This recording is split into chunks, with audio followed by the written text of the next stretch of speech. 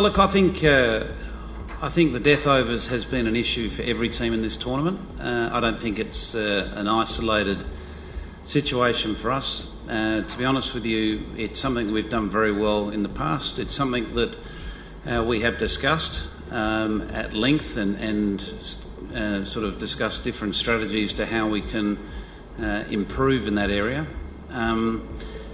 But we've also got to recognise and put it into perspective. One of the incidences where we came short in the death overs was our very first game, and Andre Russell hasn't stopped since then. So I think he's given everyone a headache. But yeah, look, it's an area that we recognise we can improve. With regards to our middle order, in the early parts of the tournament, our middle order was starved of opportunity because of the brilliant 100-run partnerships that both Bairstow and Warner put together.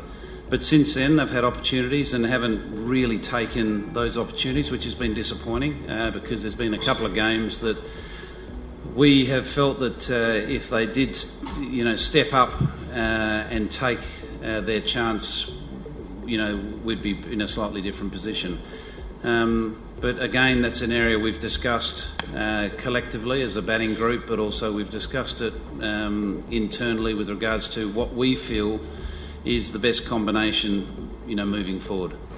Kane is fit, which is great news for us because obviously, having another class top order bat is going to be important to us. It is going to change the dynamic because obviously an overseas player has to make way for Kane. But we were fully aware that situation was going to be, the challenge that we faced,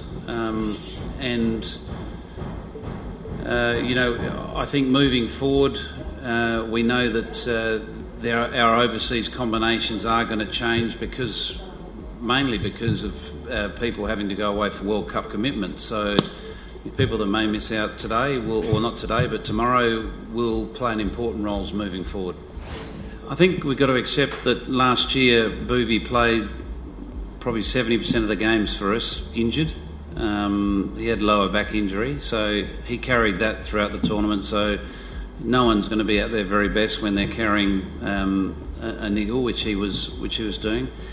I think, as I mentioned in a previous press conference, Boovy's no different than any other player. When they're not playing consistent cricket, you lose, that touch and that rhythm in your game. And he wasn't playing regularly for India because of whatever reasons the selectors had to, try options and combinations both with bat and ball. And when you're on the sidelines not getting that match condition, you do lose a little bit of rhythm. Bowling in the nets to batsmen preparing for games is different than bowling it out in the middle in front of 30,000 people under pressure. And I think you will find that Boovy's only going to get better and better and better as this tournament unfolds. From our perspective, that's great news because obviously we're getting the best of Boovy. And obviously for India, it's great news. He's only getting better towards an important tournament. Look, to be honest with you, I'm not here to tell you who's going to be picked, whether it's Shami or Boovy.